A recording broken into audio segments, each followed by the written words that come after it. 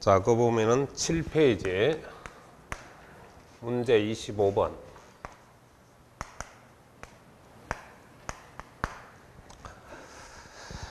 자, 그 보시면 부동산 관련 세목에 법정 신고 기한 또는 납부 기간을 줄여서 납기입니다. 관한 설명으로 틀린 것 그랬는데 1번은 취득세에 대해서 현재 설명을 하고 있습니다. 그래서 취득세는 현재 원칙적으로 우리가 60일 안에 신고 납부하는 게 원칙이죠. 그런데 유일하게 상속만큼은 우리가 6개월 이내 신고 납부를 하되 주소를 국외에 두면은 외국에 두고 있으면은 9개월까지 신고 납부가 가능합니다. 그러니까 이거는 상속세 신고 기간과 동일하다라고도 적어놔도 좋습니다. 그래서 상속 개시일에 속하는 달의 말로부터 6개월 이내에 하는 건데, 여러분이 오늘 만일에 상속 개시가 됐다. 그럼 오늘 며칠입니까? 5월 14일이죠. 그럼 5월 14일 날 상속을 받았다. 그러면 5월 달은 빼버리세요. 빼버리고 6월부터 세면 됩니다. 그럼 언제가 됩니까? 11월 말일이 되나 12월이 되나? 12월이 되지. 11월 30일까지 6, 7, 8, 9, 10, 11. 그러니까 늦어도 6월 30일까지는 신고하고 납부를 해라. 그럼 요 안에 하면 가산세는 있다 없다? 없다. 그죠? 그러면 이 이후에 신고를 하면 기한 후 신고가 됩니다. 이때는 가산세가 붙는다는 걸 알아야죠. 이 기간 이후에 하면. 자, 그래서 정확히 맞죠? 그래서 혹시 시험 치러 가서 실무적으로 나올 때는 이걸 셀 줄 알아야 됩니다. 그러니까 무조건 상속 받은 달은 빼세요. 그러면 정려를 받으면 어떻게 되느냐? 정려는 정려 받은 날이 계약일이죠. 그래서 계약일로부터 해가지고 60일 안에 신고 납부를 하면 됩니다. 그럼 맞네요. 그 다음 토지 납기는 우리 재산세 납기가 어떻게 되죠? 재산세 납기를 보면 자, 우리가 세 가지 구조를 알아둬야 되지. 첫째, 우리가 건축물 재산세는 7월 16일부터 7월 30일까지고 토지는 9월 16일부터 9월 말일까지. 전부 16일부터 말일까지 생각하면 돼. 그 다음 주택은 반반이죠. 주택은 2분의 1은 7월 16일부터 7월 31일까지고, 그 다음 이거는 2분의 1은 9월 16일부터 9월 30일까지인데, 주택만 유일하게 20만 원 이하다. 20만 원 이하. 이하는 일괄징수가 되죠. 그러니까 이 20만 원 이하의 제도에서는 주택재산세만 부여되는 거지 건축물이나 토지에는 적용되지 않습니다. 그래서 지금 요걸 맞게 했냐 틀리게 했냐 이거죠. 그러니까 9월 16일부터 9월 30일까지로 해야 된다. 이게 틀렸죠. 그래서 답은 몇 번이 틀렸다? 네, 2번이 되겠습니다. 등록 면허세는 여러분이 그 등록하기 전까지 하죠. 근데 옆에 하나 적으세요.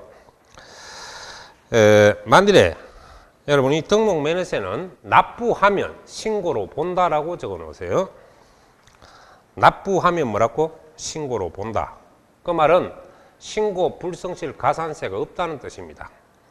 3번 지문에.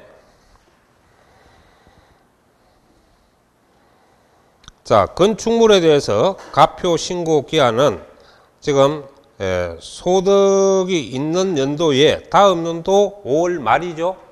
그래서 기간은 5월 1일부터 5월 31일까지니까 기한이니까 5월 31일 맞죠.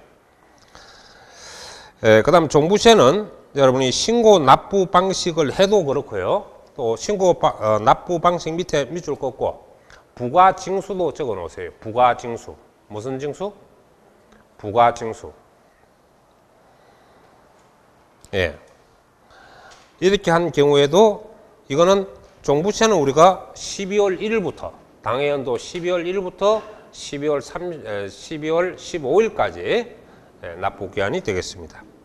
그래서 납부기한은 12월 15일 맞지? 근데 이것도 주의하라고. 이번 연도다. 이번 연도. 근데 소득세는 항상 다음 연도라는 걸 알아야 돼. 소득세는 다음 연도. 그거 잘 봐놓고. 그 다음 26번. 자, 26번에 보면은 답은 여러분이 거기서 봤을 때, 자, 법정 기일 전 전세권 설정도 되고 저당권 설정도 되죠. 등기 재산의 매각에 있어 그 전세권에 담보된 채권은 국세, 지방세보다 우선하는데 그 재산에 부과된 국세, 밑줄 긋고 그 재산에 부과되는 국세, 오늘 아침 했던 거, 자, 종부세, 상속세, 증여세, 그게 국세입니다. 종부세, 상속세, 증여세. 적었죠?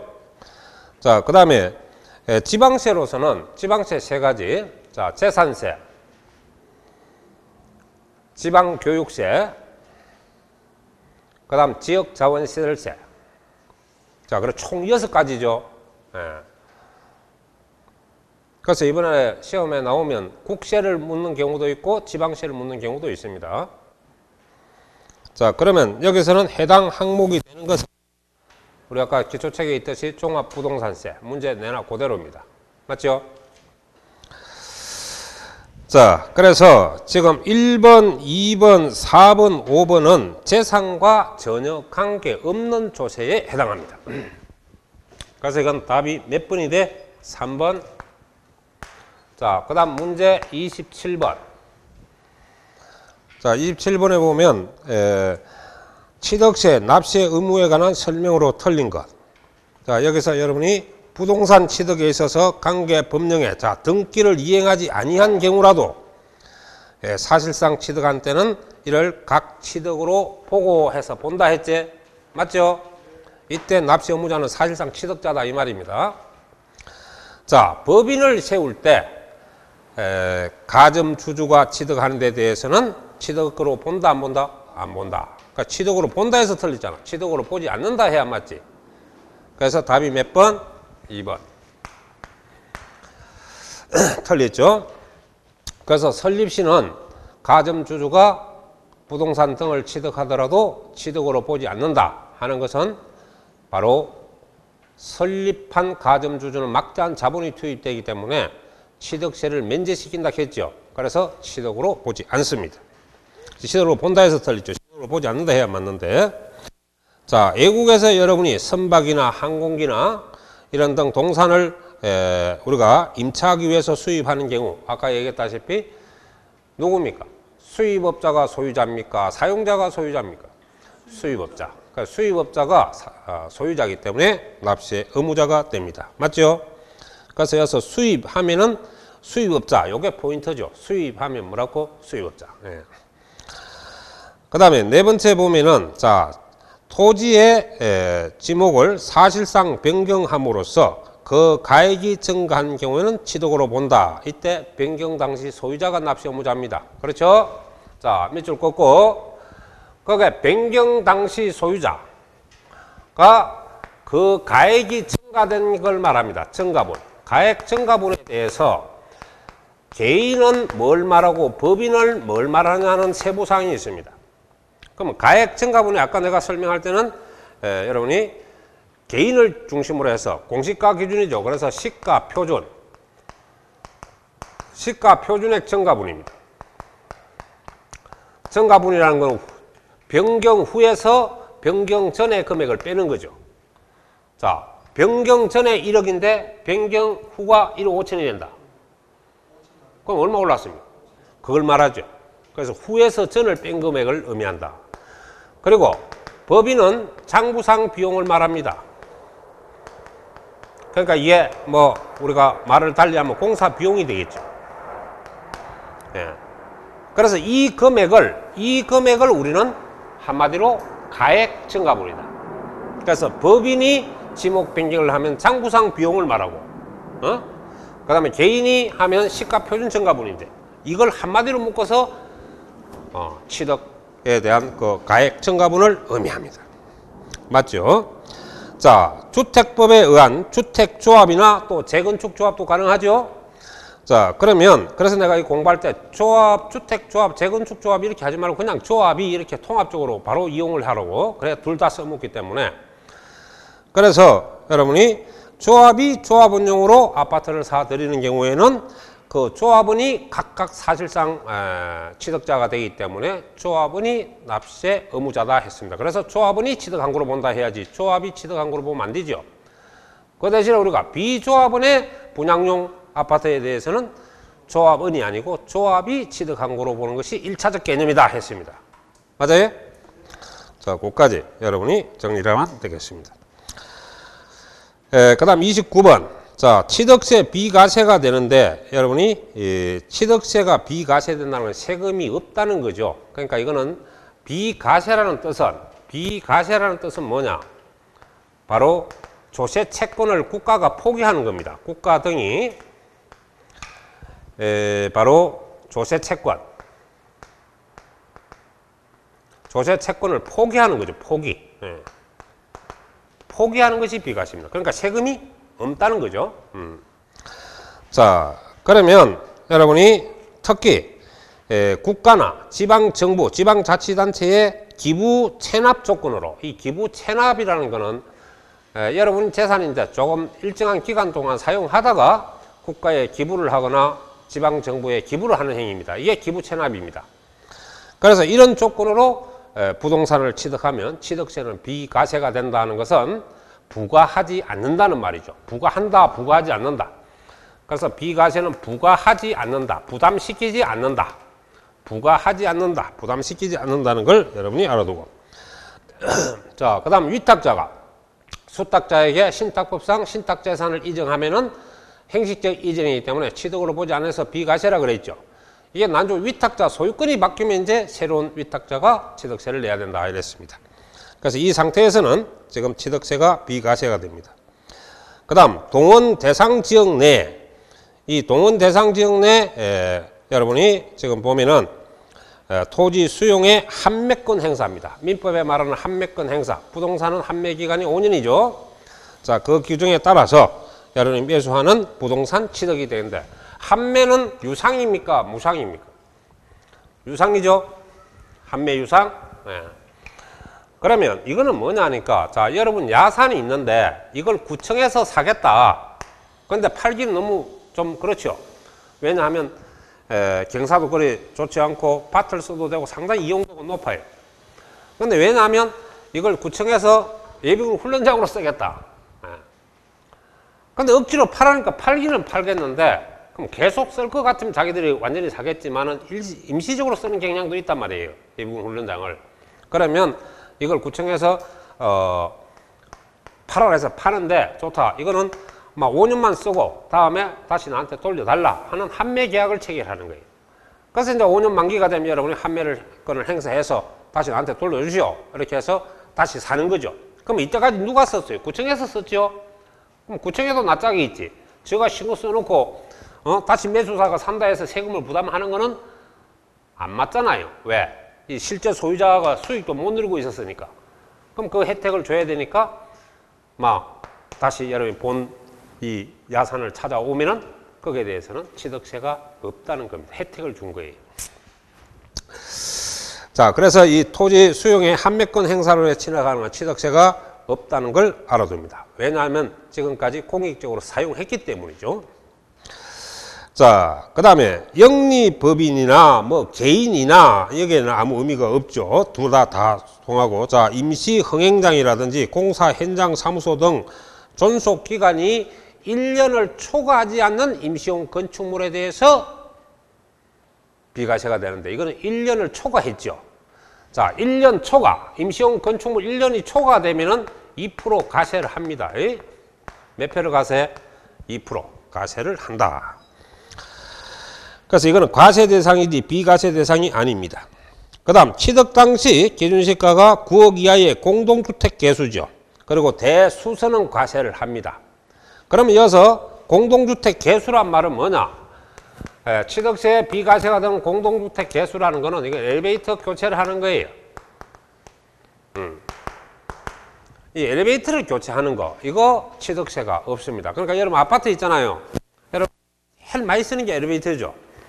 그래서 이 고장이 또 제일 많이 나고 문제가 제일 심각합니다. 그래서 이게 많이 쓰다 보면은 위험성도 있고, 그래 교체를 하잖아요. 요렇게 들어가는 개수 비용은 취득세를 부담하지 않는데, 대수선에는 아파트 벽을 떨어서 고친다든지, 뭐 발코니 작업을 해 나간다든지 이런 거는 과세를 하죠. 그래서 대수선은 과세를 하지만은 이어서 개수라는 뜻을 그대로 받아들이면 안 되고, 엘리베이터 교체하는 걸 말하구나, 이렇게 이해를 하면 됩니다. 그리고 9억 이하입니다. 9억 이하는 일반 주택이죠. 자, 그까지. 특히 요 시험에 나오면 요거는 여러분이 대수선 포함 이래 나오면 틀리기 쉽습니다. 대수선은 과세한다는 말에서 제외입니다. 비과세에서 제외하는 건 과세한다는 말이죠. 맞죠? 자, 그 다음 30번을 보시고, 그러면 여기서 볼 때 28번은 답이 2번이 되죠. 그죠? 자, 그 다음 29번은 답이 몇 번이었습니까? 4번. 그래서 과세한다 해야 맞습니다. 비과세 대상이 아닙니다. 그 다음에 30번 넘겨보세요. 자, 30번 보면, 그래서 뭐가 있냐니까, 등록면허세 과세 표준으로 설명으로 틀린 겁니다. 자, 등록면허세. 항상 과세 표준 밑줄 쫙 긋고, 등록 당시 신고가라고 적어 놓습니다. 등록 당시 무슨 가? 신고가. 그래서 등록면허세는 1번에 보면은 부동산에 관하여 등록면허세 과세 표준은 등기 당시 가액으로 한다. 이 등기 당시 가액은 항상 취득과 마찬가지 신고가를 의미하고, 항상 신고할 때는 시가 표준 이상을 신고하는 것이 바람직한 신고입니다. 미달 신고라면 시가 표준이 되니까요. 등록면허세도 동일합니다. 자, 신고가액이 공시가, 즉 시가 표준액에 낮게, 미달이라는 건 낮죠. 낮게 신고한 경우에는, 자, 이렇게 신고가와 시가 표준을 충돌했을 때 높은 금액이 과표라고 그랬잖아요. 그래서 원칙적으로 시가 표준액을 과세 표준을 한다. 이 말은 신고가와 시가 표준이 충돌할 때는 높은 금액을 과표로 한다. 이 말입니다. 그래서 이게 시가 표준이 높기 때문에 맞죠? 자, 그 다음에 공매 또는 경매도 포함시킵니다. 토지 취득의 경우에는 이거는 공경매, 아까 우리가 지, 수, 공, 판, 법, 신 해서 나왔죠. 이게 취득세 사실상 취득가격으로 하고, 시가 표준과 관계없이 무조건 사실상 취득가액을 과표를 한다고 했죠. 등록면허세도 똑같습니다. 취득세든 등록면허세든. 무슨 말인지 알겠습니까? 그래서 그럼 이어서 공매 2억에 걸리죠. 그럼 공매를 하면 이건 전부 사실상 취득가격으로 한다 이 말이에요. 사실상 취득가격. 사실상 취득가격으로 하기 때문에 이 가격은 공시가격이 아닙니다. 그래서 이거는 취득세와 등록면허세 똑같이 보는 내용입니다. 그래서 여러분들이 시가 표준액으로 과표를 한다가 아니고 바로 뭐라고 해야 돼? 사실상 취득가격을 과표를 한다. 이래야 맞죠. 그래서 이게 틀렸습니다.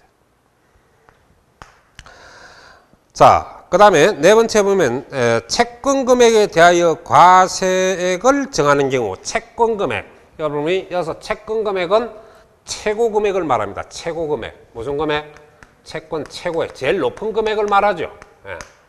여기서는 채권 최고 금액이면 제일 높은 금액을 의미합니다. 자, 그러면 여기서 볼 때에 채권 금액을 등록면허세 과표로 하는 거는 뭘 말하냐니까, 요거는 경매, 여러분이 저당권 설정할 때 들어가고, 그 다음에 뭐가 있냐니까 경매 신청 등기할 때, 그 다음 가압류 등기, 그 다음에 가처분. 이 용어는 민법하고 똑같은 겁니다. 그 행위가.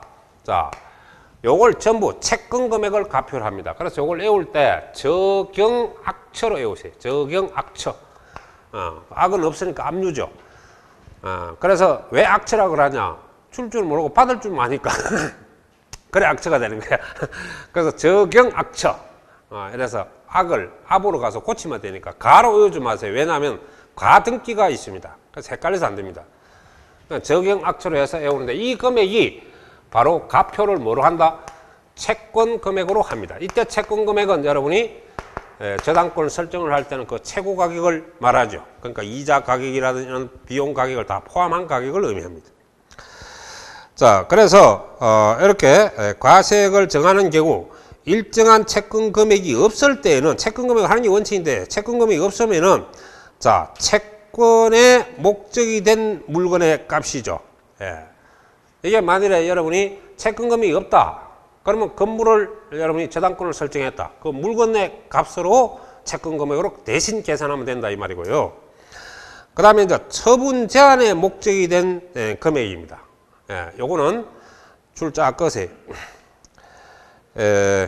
처분 제한의 목적이 된 금액이 뭐냐니까 가처분 시 토지 가격을 의미합니다. 예를 들면 가처분 시 토지 가격. 그러니까 이제 법원에서 명령한 금액을 말하는 거예요, 이게. 법원에서 명령한 금액. 자, 이 금액을 채권 금액으로 이용해서 가표를 계산해라. 이 말이.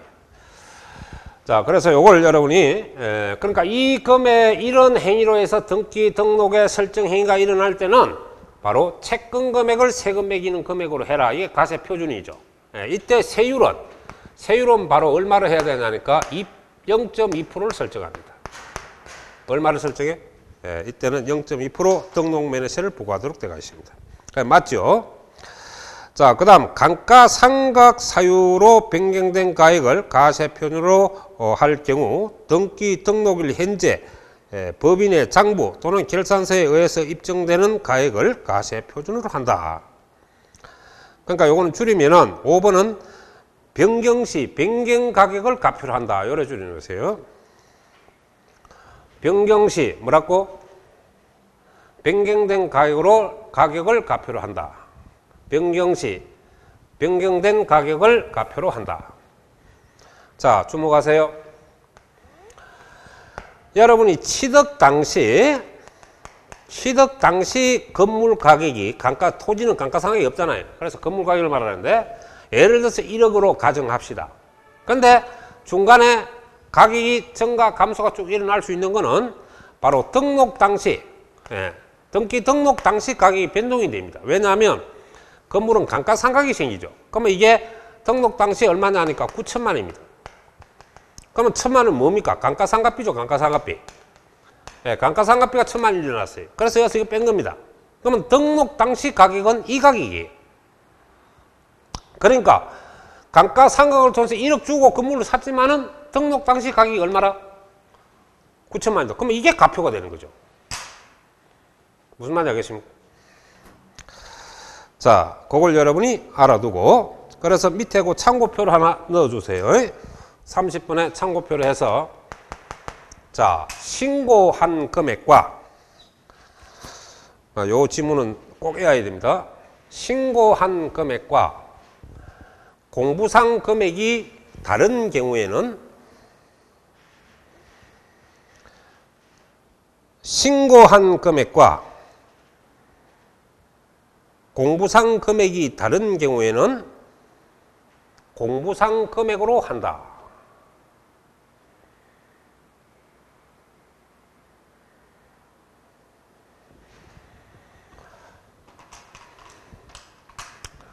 자, 등록면허세라는 거는 여러분이 등기법과 같이 등기법도 사실주의입니까? 형식주의입니까? 형식주의죠. 등기법 형식 요건을 갖춰야죠. 등기 요건을 갖춰야 되는 거 아닙니까? 그 요건을 갖추는 게 형식주의예요. 형식주의. 자, 그러면 여러분이 금액이 등기부에는 등기부 하면 등기부가 공부상 아닙니까? 스타디가 이거는. 그래서 등기부상에는 1억이 되어 있는데요. 신고를 얼마나 했냐니까 9천에 했다. 가격이 서로 다른 거예요. 그러면 형식주의라는 거는 등기부 중심으로 간다 이 말이거든. 그래서 서로 다르면 무슨 금액으로 해야 된다? 등기부상 금액으로 판단을 합니다. 왜냐? 형식주의 때문에. 자, 그 다음 31번에 가서, 그래서 이 30분의 답은 3번이고 31번에 가서,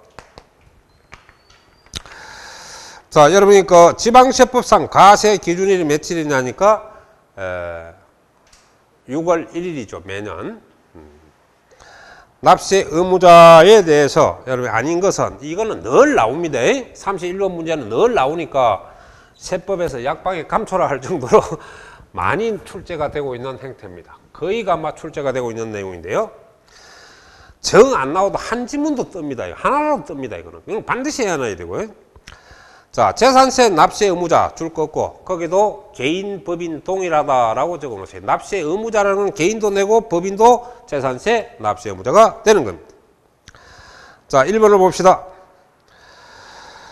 재산세 과세 대상인 재산. 자, 재산세 과세 대상. 재산세 과세 대상은 우리가 몇 가지가 있죠. 대표적으로 부동산. 무슨 산? 부동산. 그래서 토지, 건물, 주택. 예, 부동산에 대해서 다 재산세가 있죠. 그러니까 이게 세 가지 다 외워주면 그냥 부동산으로 잡으면 됩니다. 남자들은 육해 공군 잡으면 돼요. 왜냐하면 선박이 하나 있고 비행기가 있기 때문에. 자, 그러면 여기서 여러분이 선박, 바다에는 선박, 하늘에는 구름이 아니고 항공기. 예. 자, 요 요소가 현재 재산세 과세 물건입니다.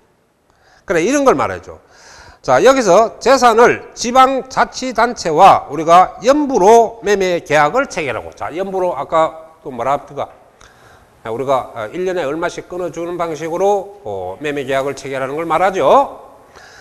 자, 그리고 이 매매 계약을 할 때 당연합니다. 선수금이란 말은 계약금이죠. 그래서 계약금을 거는 거는 매매 계약을 말합니다. 채권 계약선에서만 끊어놔야 됩니다. 연결하니까 이해가 안 가죠. 그래서 여러분이, 자, 시청에 지금 땅이 있는데 이걸 내가 구입하고 싶다는 말이에요. 구입하는데 이게 3년 연부 계약을 체결했다. 1년에 한 번씩 끊어주기로 했다. 이게 6억짜리라. 그러면 매년 3억씩 끊어주면 되겠지. 그러니까 취득세는 끊어주는 금액이 가세표준이라고 얘기했고. 그죠? 우리 돈 끊어준다 그러잖아, 이걸. 그래서 연부금이라, 그게 끊어주는 게. 그러면 여기서 여러분이 내가 당장 지금 못 사니까 일정하게 사용을 하다가 여기에 대한 대금 결제를 하겠다. 계약은 자유는 갈 수 있잖아요. 그래서 예를 들어서 3년 무상계약을 체결했다. 무상사용이죠. 무상사용. 이거는 유상계약이고, 연부계약은 유상계약이고, 이게 무상사용권입니다. 사용권. 구입하는 게 아니고 사용할 수 있는 권리죠. 그래서 그 재산의 사용권을 무상으로 부여받은 경우에는 매수 계약자가 납세 의무자다. 이 말이 무슨 말이냐? 본래 국가 땅이 이게.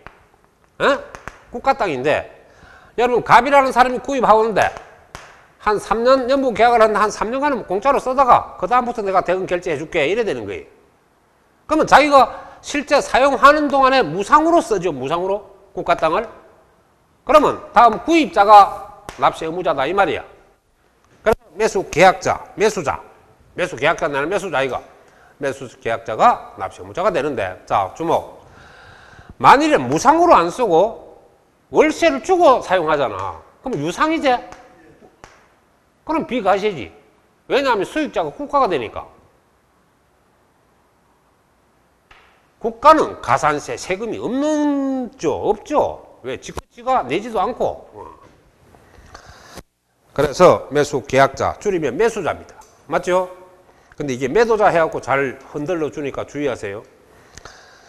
자, 공유재산에 대해서 여러분이 지분에 해당하는 부분에 대해서는 각 지분권자 지가 냅니다. 자, 그런데 잘 들어요. 재산세는 지분이 불분명해도 지분권자가 됩니다. 왜냐하면 지분이 불분명하면 민법에 따라서 지분이 불분명하면 민법에는 뭐라 그럽니까? 공유물 균등한구로 본다 그랬죠. 이런 뭐 5대5로 본다 이 말 아닙니까? 그렇죠? 10억짜리 공유물이다. 지분 등기도 안 돼 있다. 그럼 5억씩 각각 자기 재산이에요. 그래서 시험 치러 가서 공유 재산에 대해서 지분 규정이 없어도 납세 의무자가 됩니다. 왜? 지분 규정이 없다는 거는, 지분이 불분명하다는 거는 5대5로 보기 때문에. 예. 균등한 거로 본다. 5대5로 본다 이 말이에요. 오케이?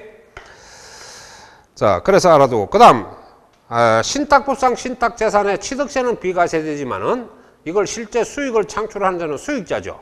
그래서 수익자가 수탁자입니다. 이어서는. 예. 그래서 수탁자가 바로 납세 의무자가 되는 겁니다. 자, 이것도 여러분이 재산세 나중에 우리 가서 하겠지만은 자, 주목 한번 해보세요. 여러분이 지금 뭐냐 하니까 신탁자, 내는 위탁자로 보면 되죠. 예, 수탁자. 그 다음에 제3자가 있습니다. 그죠? 그럼 예를 들어서 여러분이 주택을 갖다 이쪽으로 뭐 하냐 하니까 신탁을 시키죠. 수탁자 앞으로. 예. 그럼 수탁자는 이거 받아가지고 제3자한테 임대를 해요. 임대를 하면은 여기서 뭐가 생깁니까? 월세 수입이 생기죠. 월세가 생기는 거예요. 그럼 여기서 예를 들어서 1억을 받았다. 그러면 여기서 일정하게 묻고 여기서 이쪽을 배정을 해줘요. 배정. 그러니까 이 주택에 대해서 실제 소유자는 위탁자인데 직접적인 대가를 받는 사람은 누굽니까? 수탁자죠. 그래서 과거에는 위탁자였지만은 이제는 실제 수익자 기준으로 보기 때문에 이 사람이 실제 수익자. 여기서 일로 수익을 주는 거는 1억을 받았으면 한 8천만 원 일로 준단 말이에요. 나머지 저거 묻고. 예. 그래서 여기는 배정관계입니다. 배정관계. 배당관계죠. 이쪽으로. 그래서 사실상 수익자가 누구냐라고 보느냐. 이거는 수탁자가 실제 임대 수익자로 보는 겁니다. 그래서 옛날에는 위탁자가 납세했는데 지금은 수탁자로 개정됐다는 사실을 여러분이 알아놔죠. 그래서 수탁자. 그러니까 신탁 나오면 수탁자입니다. 신탁 나오면 뭐라고? 수탁자. 자, 그 다음 주택의 사실상 소유자와 사용자가 다른 경우에는 누가 내야 됩니까? 재산세도 소유권자가 내죠. 취득세도 소유권자가 내듯이. 임차인이 재산세 냅니까? 여러분 집 옛날에 있을 때 없을 때 분별력은 뭐냐? 서럽다가 아니고 재산세 냈나 안 냈나 이걸 봐야 돼요. 그렇죠? 근데 이 설명을 하면 30대들은 이 말을 못 알아들어. 왜냐하면 부모들이 맨날 집을 사주갖고 시집장가 다 보내니까. 말귀를 못 알아들어. 거기에 대해서 해보진 않았으니까. 근데 여러분은 다 아마 소화가 되리라 봅니다. 자, 그 다음 5번째. 자, 거기에 보면 도시 개발 사업도 되고, 바로 여기는 안 나오지만 도시 개발 사업도 되고 정비 사업도 되는데, 정비 사업에서는 재개발 사업만 되지 재건축은 안 됩니다. 왜냐하면 여기서 포인트는 환지거든요. 환지. 그래서 공법에서 여러분 가면은 재건축과 재개발의 차이점이 많습니다. 가장 포인트는 뭐냐? 환지가 되나 안 되나 이겁니다. 환지가 되면 재개발, 환지가 안 되는 거는 재건축. 그래서 이 환지 사업에서 일어나는 거죠. 도시 개발 사업이나 정비 사업에서 일어납니다. 그래서 환지 계획에 따라서 채비지. 채비지가 뭐예요? 공사 비용주로 끊어주는 땅이죠. 예, 이걸 또 일명 보루지라고도 했고요. 예, 그래서 채비지로 정한 경우에는 예, 실제 사업 시행자가 납세 의무자입니다. 무슨 말이냐? 자, 주목하세요. 여러분이 지금 재개발 사업을 했죠? 땅을 딱 구획 정리했잖아요. 요 일부는 본래 돈으로 얼마를 줘야 되는데 돈이 없으니까 이 땅을 사업자한테 주는 겁니다. 이 사업을 해주는 사람한테 공사 비용조로. 그죠? 그러면 본래 갑의 땅이었는데 이 사업자한테 줬어요. 줬으니까 6월 1일 현재 소유자는 누구냐? 사업 시행자다 이 말이지. 글자마다 다르지 사실상 소유자다 이 말입니다. 이게. 그래서 사실상 소유자가 채비지에서 재산세 납세 의무를 지라 이 말입니다. 왜? 사실상 소유권자이기 때문에.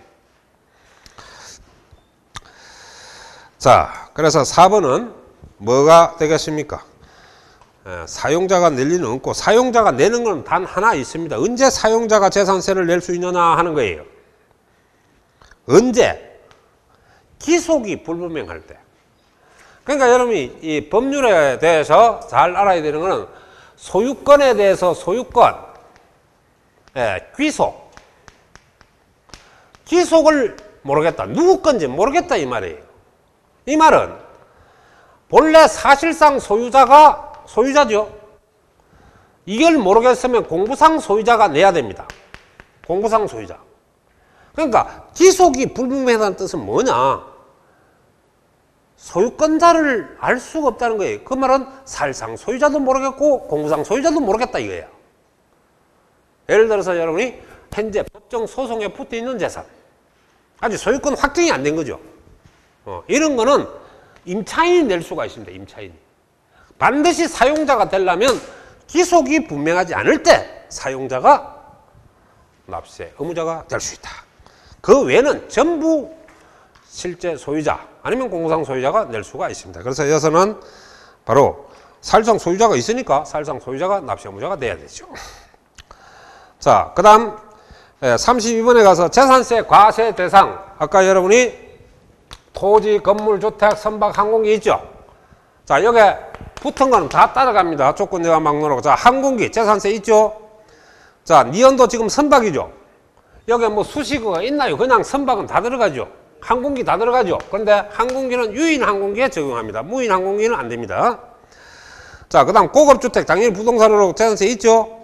자, 카지노는 전부 여러분 이게 고급 오락장 건축물로서 바로 있습니다. 가수원, 농지로서 있죠. 예, 차량은 취득세가 있죠. 등록 면허세도 있고. 그 다음에 골프 회원권. 자, 이거 취득세 대상이죠. 그 다음에 여러분이 기계 장비. 예, 이것도 취득세 과세 대상이죠. 등록 면허세도 있고요. 자, 강원권 취득세 대상이죠. 예.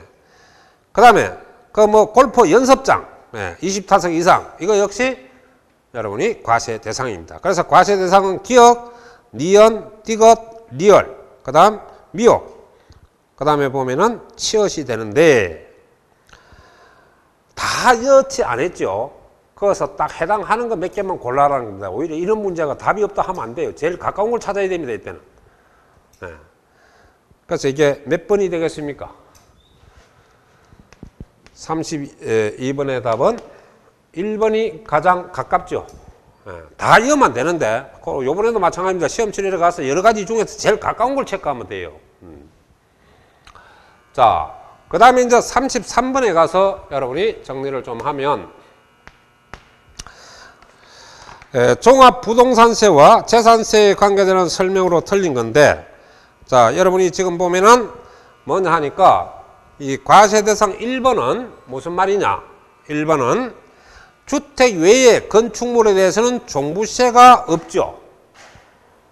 그러면 재산세는 있습니다. 건축물에 대해서. 그래서 여러분 건축물 보세요. 이 건축물이라는 거는 땅은 그냥 순수 건축물만 말하는데 건축물은 재산세는 있습니다.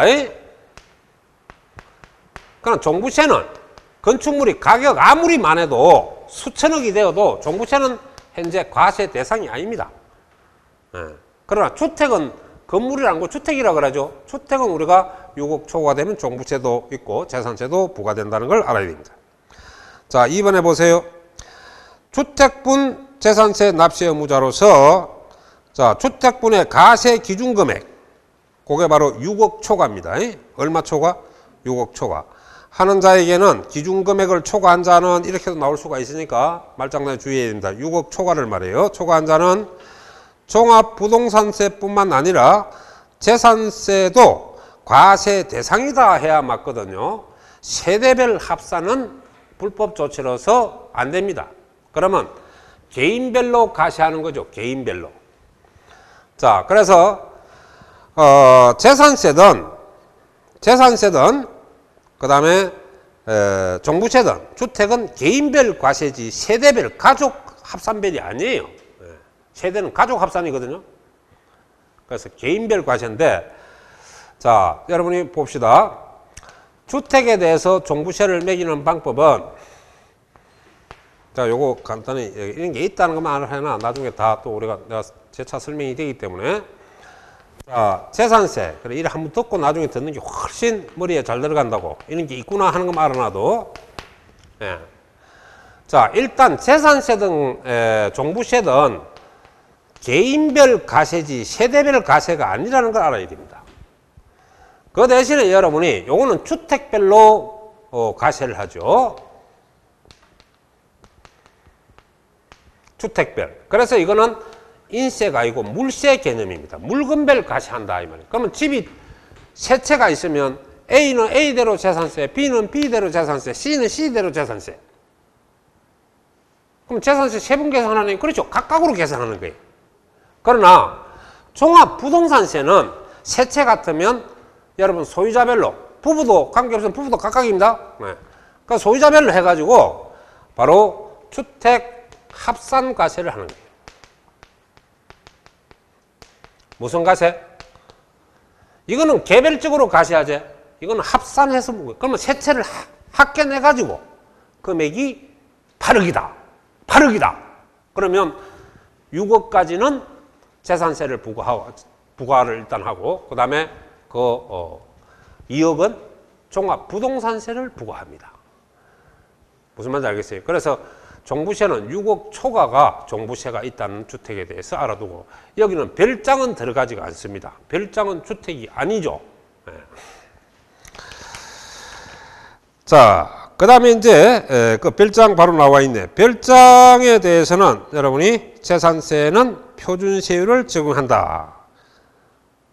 예, 맞습니다. 그래서 이걸 여러분이 몇 프로냐 하니까 4%를 적용합니다. 4%. 1000분의 40이죠. 자, 그 다음에 여러분 네 번째 가면은 주택에 대한 재산세와 종부세는 감정평가 또 가격공시법의 법률에 의해서 공시된 가격을 기초로 과세 표준을 산정함을 원칙으로 한다. 예, 공시가 원칙으로 한다 이 말이니까 예, 맞습니다. 자, 국가 지방자치단체 그 조합이 1년 이상 유상으로 사용합니까? 무상으로 사용합니까? 예, 무상으로 사용을 하는 거죠. 그래서 공공용으로 사용하는 재산에 대하여 재산세는 부과하지 않는다. 예. 월세를 주면 과세를 합니다. 무상으로 쓰는데 잘 들으세요. 이거는 여러분의 절세 기술이 됩니다. 무슨 말이냐? 여러분이 이 지역에 지금 산이 하나 있는데 그거는 지금 큰 수익도 없으면서 재산이 엄청나게 나오는, 재산세가 많이 나와요. 어쩌다 보니까. 그럼 재산세 내기가 싫어. 그럼 어쩌면 되냐니까 시청 사람을 불러다가 자, 내 이 산에 축구장을 만들어 줄 테니까 공무원들 와서 축구는 해라. 그래서 축구장을 만들어 주는데 그걸 무상으로 줘야 돼요. 무상으로. 여러분 야산을 무상으로 축구장을 만들어 줘버리면 그거 쓰는 동안에는 거기에 대해서 재산세가 없습니다. 바로 이겁니다. 무슨 말인지 알겠어요? 재산세가 없어요. 왜? 누가 쓰기 때문에? 국가가 쓰는 거죠. 네.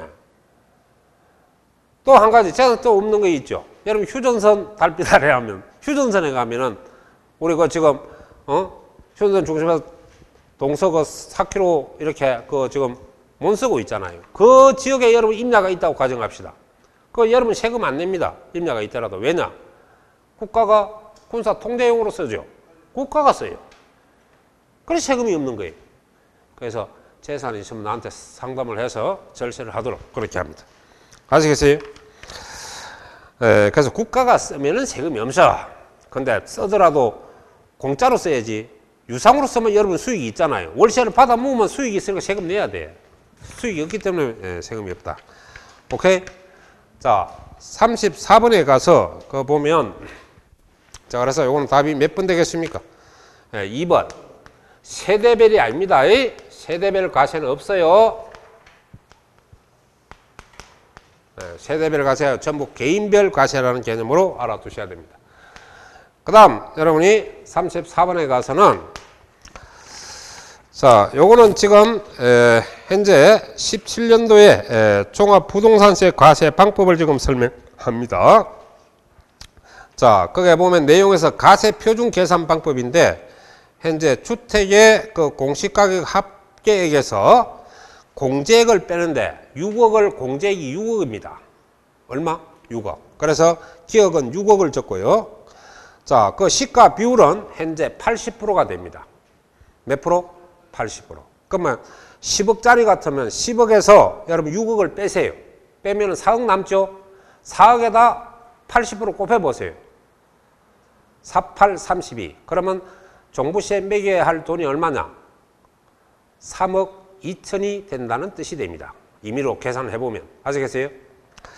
자, 그리고 5단계 주택에 대한 세율은 현재 여러분이 그게 0.5% 최소 0.5로 해서 최고 2%까지 갑니다. 1000분의 20까지 가죠. 2%는 1000분비니까 1000분은 얼마? 20까지 보는 거죠. 그래서 거기에 보면 여러분이 최고 세율을 물었으니까 요거만 대답하면 됩니다. 최소 세율은 1000분의 5고. 예. 자, 그래서 가표 곱하기 세율을 해가지고 거기서 산출세가 지금 나오죠. 그래서 종합부동산 세액이 거기서 그 6억 초과 부분에 대해서 가세를 하는 겁니다. 그래서 가세를 하는데 6억 초과 부분에는 본래 재산세도 있거든요. 종부세도 있어요. 그러면 아까 내가 했던 8억짜리인데 여러분이 6억을 공제하면 2억이 남다 했잖아요. 그 2억에 대해서 재산세도 있고 종부세도 있거든요. 그럼 2억에 종부세를 때리면 그 속에 있는 재산세는 빼주겠다 이 말입니다. 그래서 이것이 바로 그 공제할 재산세액으로 대답을 해야 됩니다. 공제할 리얼은 뭐라고? 재산세액. 예. 자, 그리고 이제 세부담 상한세는 나오는데 전년도 종합부동산세액입니까? 전년도 총세액입니까? 전년도 총세액이죠. 전년도 총세액은 재산세 플러스 종부세 요래 합쳐가지고 작년도 세금의 150% 넘기지 마라 이 말입니다. 그래서 여러분이 요거 잘 읽어야 돼요. 총세액입니다. 총세액. 종합부동산 세액이 아닙니다. 그러니까 작년도 재산세와 종부세 합친 금액을 총세액이라 그래요. 총세액에다가 그래서 150%, 예, 150%를 오버하지 말라, 초과하지 말라 이 말입니다. 그래서 거기서 답이 기억은 6억, 니은은 80%, 100분의 80. 자, 최고 세율은 20%, 2%, 1000분의 20. 그 다음에 리얼에는 재산세액을 공제한다는 말이고 세부담 상한세는 150%다. 답이 몇 번 됩니까? 5번. 자, 그래서 나중에 여러분 종부세 아직 강의를 안 했는데 다시 내가 한번 해줄 테니까 일단 오늘 이것만 알아둬서 이걸 답을 외우지 말고 주택은 얼마 초과 부분에 종부세가 있다? 6억 초과. 주룩으로 해야 주룩. 알겠어요? 주룩. 그래서 주룩으로 해야 나중에 이상한 방법이 있으니까 주룩만 해야 하나. 주룩. 주택은 6억 초과. 오케이? 자, 그 다음 여러분이 35번을 봅니다. 자, 요거 하고 좀 쉬었다 하죠. 시간 많이 걸리는데. 자, 소득세법상 그래서 소득세에 관한 설명으로 틀린 겁니다. 양도가액은 원칙적으로 양도 당시 양도자와 양수자 간에 실제 거래된 가액으로 한다 그랬죠. 그러니까 실가다 이 말입니다. 실가. 줄이면 양쪽에서 주고받은 실질 거래가다 이 말이죠. 자, 그 다음 갑이 특수 관계가 없습니까? 있습니까? 없죠. 전혀 여러분하고 알지 못하는 사람입니다. 을에게 무상으로 줬어요? 유상으로 줬어요? 무상은 증여세 과세 대상이지 양도세 과세 대상이 아니죠. 양도는 유상이니까. 그래서 무상으로 고가주택을 이전한 경우는 양도세 당연히 없죠. 그럼 뭐가 있겠어요? 이거는 증여세가 부과될 수가 있겠죠. 양도세는 없습니다. 자, 배우자 또는 직계 존비속이 아닌 자 간. 아까 내가 그 말을 부담부 정려는 취득세도 설명을 했습니다. 그래서 부담부 정려 나오면 배우자, 직계 존비속은 올 정려로 본다 했기 때문에 그래서 제외시킨 거죠. 아닌 자의 부담부 정려에 있어서 정려받은 자, 수정자가 정려한 자, 즉 정려자의 채무를 인수하는 경우 자, 밑줄 꺾고 그 채무 상당 가액을 양도세 과세 대상이 아니다 해서 틀렸습니다. 그 채무 가격은 양도세 과세 대상이다 해야 맞죠. 왜냐? 유상이니까. 채무 이전은 유상이라 했죠. 유상이니까 파는 거로 본다 했습니다. 아까 내가 5억짜리를 갖다가 3억에 팔았다고 본다 했죠. 그래서 국가에서 그걸 5억짜리 3억에 팔았다고 보고, 이제 취득자는 그 3억을 유상으로 봐서 취득세가 부과되고 2억에 대해서는 무상으로 본다. 이렇게 말하는 거죠. 내는 그겁니다. 자, 그 다음 파산 선고에 의한 처분으로 발생하는 소득은 양도소득세 비과세 대상이다. 예. 파산되면 여러분 재산이 전부 채권자한테 올 넘어가죠. 그래서 세금이 없습니다. 자, 그 다음 미등기 양도자산에 대해서는 자, 양도소득의 기본공제 연 250만 원 제도가 있죠. 그래서 이것도 적용받지 못하죠. 밑줄 그으세요. 기본공제, 양도소득 기본공제 밑줄 그으세요.